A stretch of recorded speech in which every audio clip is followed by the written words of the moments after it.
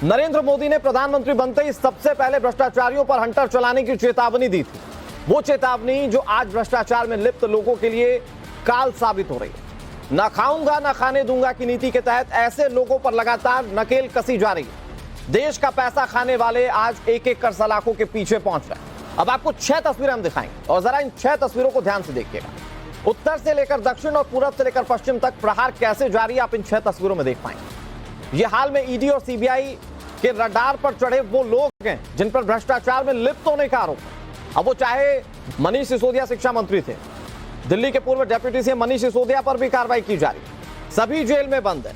BRS party के नेता और तेलंगाना के मुख्यमंत्री केसीआर की बेटी के कविता पर भी ईडी का शिकंजा लगातार कसता जा रहा है। लालू परिवार पर भी कानूनी शिकंजा लगातार कसता जा रहा है। इधर महाराष्ट्र के पूर्व मंत्री अनिल परब के करीबी सदानंद कदम घोटाले के आरोप में ईडी की गिरफ्त में उन्हें गिरफ्तार किया जा चुका है। इधर टीएमसी नेता शांतनु बनर्जी को भी ईडी ने पश्चिम बंगाल शिक्षक भर्ती घोटाले में गिरफ्तार कर लिया है। एक तरफ भ्रष्टाचारियों के खिलाफ मोदी का सुपर एक्शन जारी है, वहीं दूसरी तरफ विपक्षी पार्टियां एक सुर में इन कार्रवाइयों पर सवाल उठा रही। आखिर क्यों? सवाल सबसे बड़ा है, ईडी सीबीआई के प्रहार से विपक्ष में हाहाकार क्यों मचा हुआ है? इस मुद्दे पर बात करने के लिए आज हमारे साथ कई सारे मेहमान जुड़ेंगे। आपसे उनका तारुफ कराते हैं। हमारे साथ कौन कौन से मेहमान जुड़े हुए? सतीश रखेड़ा हमारे साथ जुड़े हुए हैं जो कि भारतीय जनता पार्टी के प्रवक्ता हैं। हमारे साथ अरविंद सिंह जुड़े हुए हैं जो कि राजनीतिक विश्लेषक हैं। इसके अलावा हमारे साथ राबुला श्रीधर रेड्डी अब से कुछ ही देर में जुड़ जाएंगे। चंचल यादव हमारे साथ समाजवादी पार्टी के प्रवक्ता जुड़े हुए हैं। नवल किशोर हमारे साथ जुड़े हुए हैं आरजेडी के प्रवक्ता, और संजीव कौशिक हमारे साथ जुड़े हुए हैं बतौर राजनीतिक विश्लेषक। सभी का बहुत बहुत स्वागत है। शुरुआत नवल किशोर जी आप ही से करते हैं। चारा घोटाले के बाद लैंड फॉर जॉब मामले में अब जो कार्रवाई की जा रही है, इन मामलों को लेकर जो कार्रवाई की जा रही है जांच एजेंसीज की ओर से, वो तो सबूतों के आधार पर की जा रही है ना सर? इस पे सरकार के इन्वॉल्वमेंट पर सवाल कहां खड़ा कर पा रहे हैं?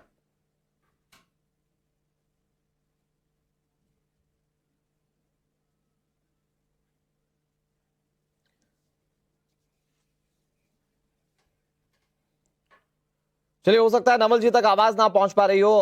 हमारे साथ चंचल यादव जुड़े हुए हैं। चंचल यादव का रुख कर लेते हैं। चंचल जी, विपक्षी पार्टी के तौर पर एकमात्र अभी आप ही हैं, तो आप मुझे समझाइए कि कहां शिकायत की गुंजाइश है, क्योंकि जांच एजेंसीज जो काम करती हैं उसके पीछे सबसे बड़ा आधार सबूत होता है। और अब तक जितनी भी गिरफ्तारियां हुई हैं, जितने भी मामलों को कोर्ट के सामने रखा गया है, कोर्ट ने किसी को भी ऐसा नहीं कहा कि नहीं नहीं ये गलत नहीं है। सबके खिलाफ कार्रवाइयां की जा रही है, सबके खिलाफ जांच की जा रही है। तो विपक्ष के सवाल उठाने का मोटिव क्या है? देखिए, मोटिव साफ साफ है।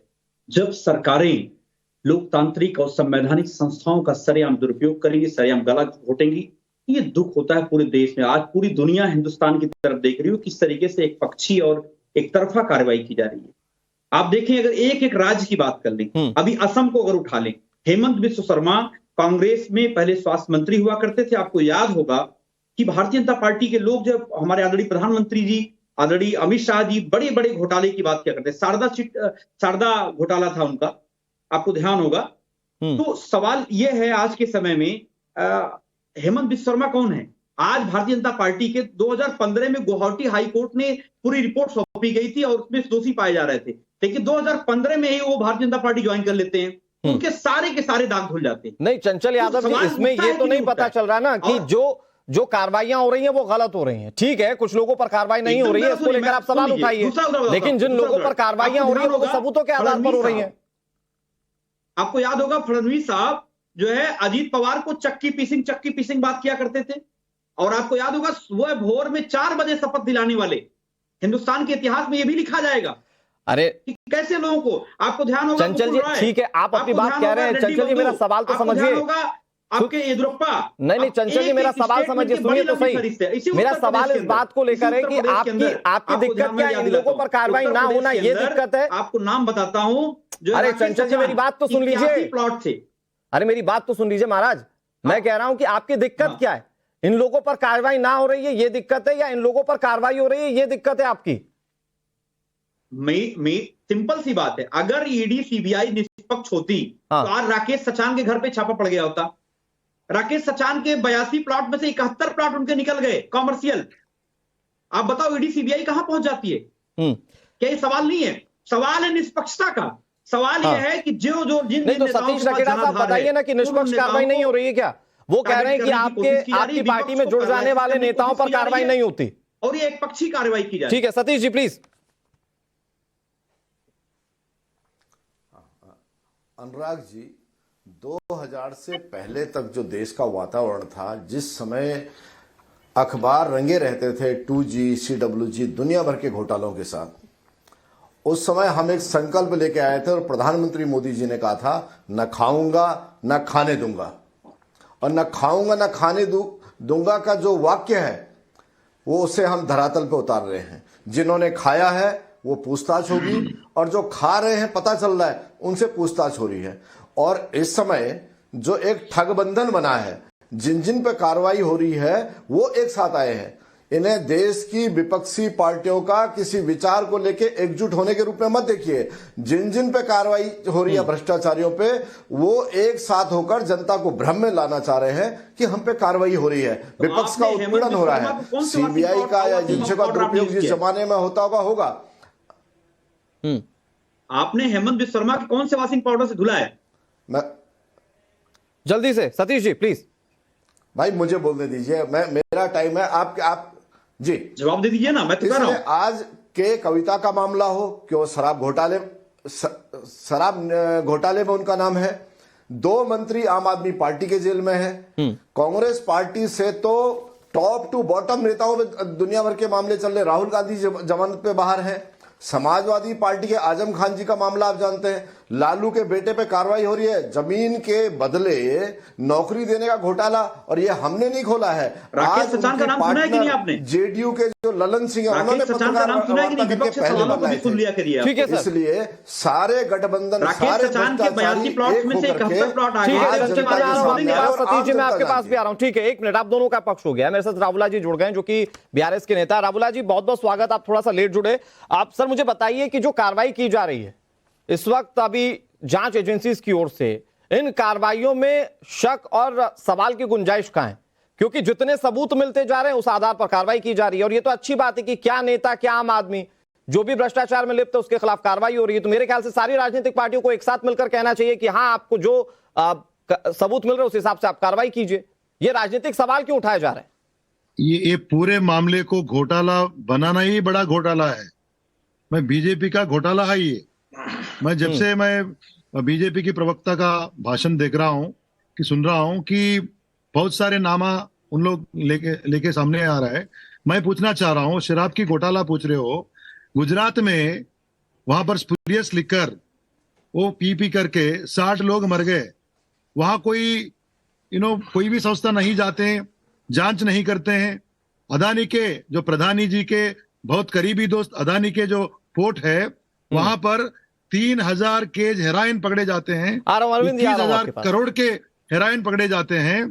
तो वहां पर ना ईडी जाता, ना सीबीआई जाता, ना आईटी जाता, ना कोई गुजरात की पुलिस जाती। और हमारे दोस्त ने बताया था हेमंत बिस्वा शर्मा, वो सब छोड़िए, वो भी है। और आंध्र प्रदेश में 2 ऐसे टीडीपी के एमपी थे, उसमें सुजना चौधरी करके एक मिनिस्टर भी था मोदी जी के गवर्नमेंट में। 2018 में उसके ऊपर आईटी वालों ने रेड किया था, ईडी वालों ने रेड किया था, केस भी लगाए। एक जो मिनिस्टर था सुजना चौधरी, 6000 करोड़ के बैंक फ्रॉड करने में उसका नाम था, केस बुक हो गया। और दूसरा एमपी के ऊपर 100 करोड़ से ज्यादा टैक्स इवेड करने का केस था। विपक्ष आप लोगों को इन आवाजों को तो और मुखरता के साथ बुलंद करना चाहिए। सर जो यूपीए के शासनकाल में घोटाले होते थे उसकी एक बहुत लंबी फहरिस्त है। बीजेपी तो सड़कों पर उतरकर सर बवाल मचा देती थी। मैं आपसे और आप लोग सिर्फ राजनीतिक सवालों तक सीमित है, सिर्फ आप जांच एजेंसी पर सवाल उठा रहे हैं। मुझे कंप्लीट करने दीजिए सर प्लीज जल्दी से। 2018 में उन लोगों के ऊपर रेड हुआ। 2019 में उन लोग बीजेपी में ज्वाइन कर दिए। फिर जाके प्रधानमंत्री जी ने बोले बेटा शाबाश, आपने बीजेपी में ज्वाइन कर लिया।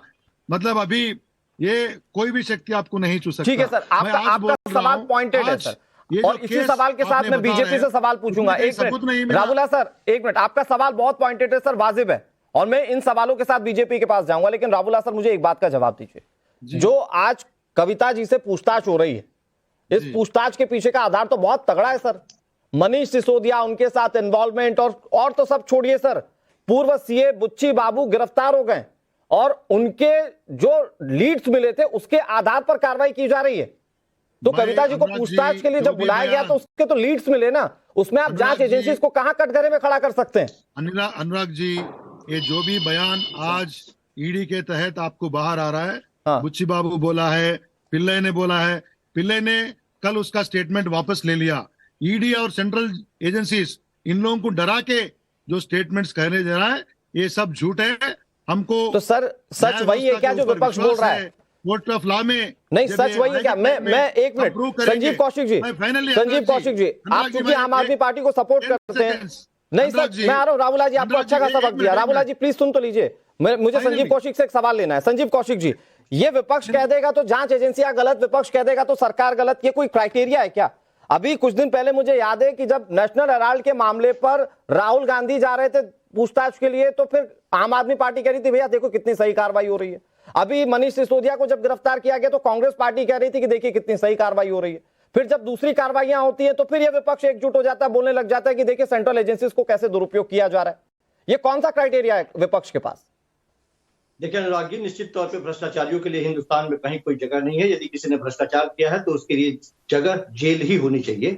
लेकिन क्या सरकार भ्रष्टाचारियों से लड़ रही है या भ्रष्टाचार के नाम पर विपक्षी पार्टियों से लड़ रही है, ये देखना महत्वपूर्ण हो जाता है। जिस ईडी और सीबीआई की बात हो रही है, ईडी की यदि कन्विक्शन रेट आप देखते हैं तो वो स्वतः संदेह के घेरे में आ जाता है। कांग्रेस पार्टी ने 10 साल तक ईडी के साथ कार्रवाई की, लेकिन कांग्रेस पार्टी के 10 साल में आप देखेंगे कि 108 के आसपास में उसने छापे मारे। अभी क्या स्थिति है कि पिछले 8 सालों में 3000 से ज्यादा पार कर गई है ईडी।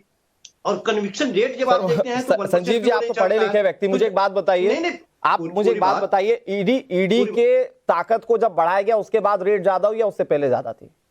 साहब पूरी बात तो आ जाने दीजिए। और ईडी की तो यही ताकत है जो पीएमएलए के तहत जो ताकत दी गई है। ईडी सबसे पहले आपको गिरफ्तार करेगी, आपको सिद्ध करना है कि आप दोषी हैं या नहीं दोषी हैं, और इसी का बेजा इस्तेमाल किया जा रहा है विपक्षी पार्टियों के ऊपर। ठीक है, आपको गिरफ्तार कर लिया जाएगा, आपको टॉर्चर किया जाएगा, आपको सिद्ध करना है। अब वक्त भी आपको नहीं दिया जाएगा। मुझे एक कहावत मुझे समझ में नहीं आती, वो कहते हैं ना कि सर जहां आग लगती है धुआं वहीं उठता है, तो क्या यहां पर आग भी नहीं लगी और सिर्फ धुआं उठता रहा, तो क्या जांच एजेंसी ने कार्रवाई कर दी? मैं आ रहा हूं संजीव जी, मुझे बहुत छोटा सा रिएक्शन लेना है। अरविंद जी 20 सेकंड है मेरे पास, उसके बाद मुझे ब्रेक पर जाना है। अरविंद जी प्लीज बता दीजिए क्या कह रहे हैं? देखिए, मैं बिल्कुल शॉर्ट में कहता हूं, या विपक्ष के नेताओं ने आरोप केवल लगाया सरकार के ऊपर, एक भी तथ्य और प्रमाण नहीं दिया। मैं कहना चाहता हूं, यहाँ चंचल जी आरोप लगा रहे थे और बीआरएस के मेरे मित्र आरोप लगा रहे थे। आपके पास इतना ही पुख्ता सबूत है, आपने हेमंता विश्व शर्मा का नाम लिया, अन्य लोगों का नाम लिया, तो आप न्यायालय क्यों नहीं जाते? न्यायालय जाइए और तत्काल जांच का आदेश लेकर आइए।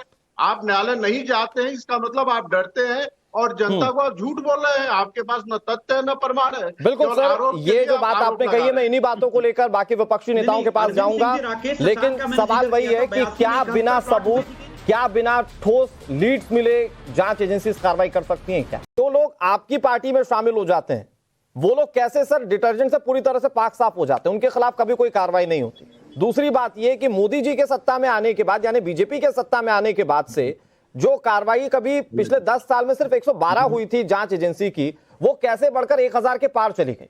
ये विपक्ष का सवाल है।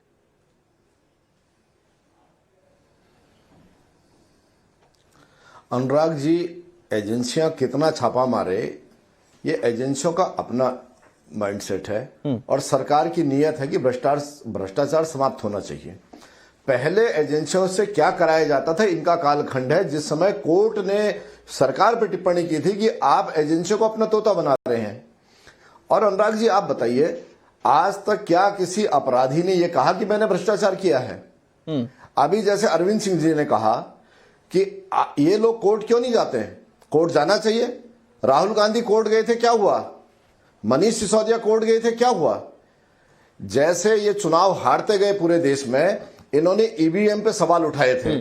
अब देखा कि राजस्थान में जीत गए, छत्तीसगढ़ में जीते, कहीं कहीं जीत गए, तो आप देख रहे होंगे पिछले 1 साल से ईवीएम पे सवाल खत्म हो गए। लेकिन उसी तरीके से देश की जनता के सामने वो कहता जब है कि आज सीबीआई तक ऐसा इन मामलों में इनको अंदर डालेगी, नेताओं पर ही कार्रवाई हुई है। नहीं, इसीलिए हम कह रहे हैं इनके पास अगर सबूत है, इनके पास अगर कोई मामला है, देश के माननीय न्यायालय इनके पास है, ये संस्थाओं को बदनाम करने से कुछ नहीं होगा। और कुछ दिनों बाद ये फैशन खत्म हो जाएगा कि हम विपक्षी हैं। ये विक्टिम कार्ड नहीं हो सकता है। आप खुली हाथों से भ्रष्टाचार कीजिए और उसके बाद आप रोते रहिए कि हम मासूम है। कुछ नहीं, बाल सब बैर पड़े हैं। लेकिन विपक्ष का एकजुट होना बहुत सारे सवाल पूछने पर मजबूर कर देता है। मसलन क्या विपक्ष इस तरह की कार्रवाइयों से या भ्रष्टाचार के खिलाफ हो रही कार्रवाइयों से डरता है क्या? क्योंकि विपक्ष एकजुट करने की कोशिश तमाम विपक्ष के बड़े नेता करते रहे, विपक्ष कभी एक मंच पर नहीं आया। लेकिन भ्रष्टाचार के खिलाफ जब कार्रवाई हो रही है तो सारा विपक्ष लामबंद है। अनुराग जी, मैं बड़ी ईमानदारी से एक सवाल पूछता हूं हमारे बीजेपी के प्रवक्ता से और अरविंद सिंह भाई साहब से पूछता हूं। उन्होंने बताया कि आप कोर्ट क्यों नहीं चले जाते हो। आप मुझे बताइए कि बकायदा जो नारदा, जो क्या नाम है ये आपके सैमुअल मैथ्यू ने जो स्टिंग ऑपरेशन किया था, नारदा स्टिंग ऑपरेशन के नाम से जाना जाता है, उसमें बाकायदा शुभेंदु अधिकारी और मुकुल रॉय बाकायदा जो है घूस लेते पकड़े गए। उन्होंने बात कबूली भी थी और उनके खिलाफ कार्रवाई करने के बजाय, उनको ईडी सीबीआई विजिलेंस पहुंचाने के बजाय, उनके पास पहुंचने के बजाय खुद उनसे पूछताछ बंद कर दी गई। और सुन लीजिए, पहले अरविंद सिंह सुन लीजिए, उसके अलावा उन्होंने बीजेपी ज्वाइन कर ली। उसके बाद आप मुझे बताओ, कभी भी ईडी सीबीआई ने उनको बुलाया? दूसरा सवाल ये, राकेश सचान के 82 प्लॉट में से 71 प्लॉट निकल गए उत्तर प्रदेश के अंदर, क्या ईडी सीबीआई वहां पहुंची? तीसरा सवाल उत्तर प्रदेश से ये, बुंदेलखंड एक्सप्रेसवे का हमारे माननीय प्रधानमंत्री उद्घाटन करते हैं और तीसरे दिन ढह जाता बह जाता है। मतलब घटिया कंस्ट्रक्शन का इतना घटिया नमूना पेश हुआ। लेकिन चंचल जी, आपकी बातों का जवाब मैं लूं, मुझे एक बात का जवाब तो दीजिए 10 सेकंड में। ईडी सीबीआई पहुंची नहीं, चंचल यादव जी, मुझे 10 सेकंड में एक बात का जवाब दीजिए। चंचल जी प्लीज, आप सिर्फ आरोप नहीं लगाएंगे ना सर, आपसे जो सवाल है उसका जवाब भी तो देंगे ना सर। मेरे सवाल का जवाब दीजिए, मैं यही सवाल बीजेपी से पूछूंगा। मैं पहले भी पूछ चुका हूं। नियत साफ है, मैं कह रहा हूं, अगर आपकी नियत साफ है, ठीक है, तो तकरीबन आपने। चंचल जी, मेरा सवाल तो सुनिए। मेरा सवाल ये कि विपक्ष के लामबंदी की इतनी बड़ी वजह क्या है?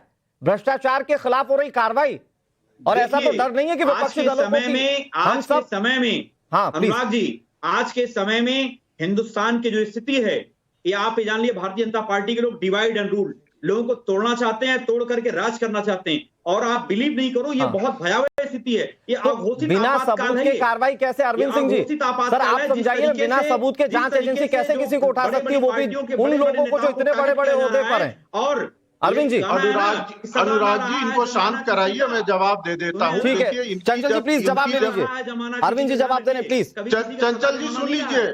अनुराग जी, मैं बताना चाहूंगा, जब समाजवादी पार्टी की सरकार होती थी उत्तर प्रदेश में, मैं उत्तर प्रदेश से आता हूं, तो पूरे देश ने देखा था, इनके राष्ट्रीय अध्यक्ष ने फोन किया इंस्पेक्टर जनरल ऑफ पुलिस को और कहा कि खनन माफियाओं के खिलाफ आप एफआईआर क्यों दर्ज कर रहे हो? आपकी हिम्मत कैसे पड़ी?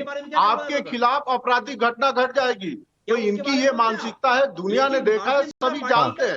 और दूसरी बात पूरी होने दीजिए। ठीक है अरविंद जी प्लीज जल्दी से। मैंने नहीं बोला था, आप कह रहे हैं कि कोर्ट के सामने साक्ष्य है और कोर्ट के सामने सब कुछ है, तो क्या राजनीतिक पार्टी आप कोई भी ज्वाइन कर लीजिए, कोर्ट के पास साक्ष्य है तो आप बच जाएंगे क्या? कोई माई का लाल नहीं बच सकता है। लेकिन अच्छा ठीक है, सामने यदि साक्ष्य ठीक है, लेकिन संजीव कौशिक साहब, आम आदमी पार्टी ने जब सियासत शुरू की थी तब तो कहते थे, किसी पर भी आरोप लगता था कि अगर आरोप लग रहा है मंत्री पर या किसी बड़े नेता पर तो उन्हें तो इस्तीफा दे देना चाहिए। सत्येंद्र जैन इस्तीफा नहीं दे रहे थे, मनीष सिसोदिया गिरफ्तारी के बाद इस्तीफा दे रहे हैं। आगे 20 सेकंड देंगे। हाँ प्लीज जल्दी से सर। हाँ बोल। मैं सिर्फ ये कह रहा हूं कि भारतीय जनता पार्टी जो करप्शन पे बात करने की बात कर रही है, एडीआर की रिपोर्ट में आज देख रहा था तो देखा कि 70 से ज्यादा भारतीय जनता पार्टी के सांसदों की संपत्ति पिछले 8 से 10 वर्षों में 286% से ज्यादा से रफ्तार से बढ़ी है। ताजुब तो तब होती है कि एक की रफ्तार 1306% है। नाम मेरे पास है उनके, लेकिन भारतीय जनता पार्टी को ये दिखाई नहीं देता है। दूसरी बात, यदि विपक्ष एकजुट और लामबंद होने की बात हो रही है तो ये आरोप तो लगा दिया जाता है कि करप्शन के विरुद्ध आप लोग एकजुट हो रहे हैं। लेकिन क्या भारतीय जनता पार्टी ये बात बता पाएगी कि पहली बार अटल बिहारी वाजपेयी की सरकार बनी थी तो कितने दलों की सरकार बनी थी? ये सारी पार्टियां जिन पे आरोप लगाए जा रहे थे सारी उनकी सहयोगी पार्टियां रह चुकी है, कांग्रेस को छोड़कर। उस समय आम आदमी पार्टी तो थी ही नहीं। एक भी ऐसी पार्टियां नहीं है जो उनके सहयोगी दल के रूप में सरकारों में भारतीय जनता पार्टी शामिल नहीं रही हो। तो इस तरह की दोहरी नीतियां जो है वो लोगों को नहीं सर, लेकिन दिखा रही है कि आप क्या क्या सवाल इसलिए खड़े हो जाते हैं जब समाजवादी पार्टी के बड़े नेताओं के खिलाफ सीबीआई कार्रवाई चल रही है। सवाल इसलिए खड़े हो जाते हैं जब कांग्रेस के बड़े नेताओं के खिलाफ सीबीआई कार्रवाई चल रही है। तो कहीं ऐसा तो नहीं कि ये कार्रवाइयों का डर ही एक साथ लेकर आ रहा है विपक्षी दलों को? यही आप सर, यहीं पर मुझे वक्त इतनी इजाजत दे रहा है। रावला साहब, आप 10 सेकंड में प्लीज अपनी बात कह लीजिए। 2015 में हेमंत शर्मा के खिलाफ CBI Rawla ji please. Anurag ji, मैं एक ही बोलना चाह रहा हूँ, ये पूरा जो केस है फैब्रिकेटेड केस है, नंबर 1। नंबर 2, इससे हम we will come out clean. और नंबर 3, आज ठीक है सर, तेलंगाना में अगर you will come out clean, the point is, please sir जल्दी से सेकंड, प्लीज आज तेलंगाना में एक तरह इन लोग झूठे केस हमारे ऊपर लगाते हैं, झूठा इल्जाम लगाते हैं, और तेलंगाना के भाजपा अध्यक्ष आज हमारे कविता जी के ऊपर ऐसे जो इंसल्ट करने का, एक महिला को अपमान करने का नहीं ऐसा सर, भाषाई मर्यादा तो होनी चाहिए, लेकिन काम करने की आजादी तो होना चाहिए ना सेंट्रल एजेंसी के, जिसके पास जिम्मा है कि वो हमारे देश से भ्रष्टाचार को खत्म करे।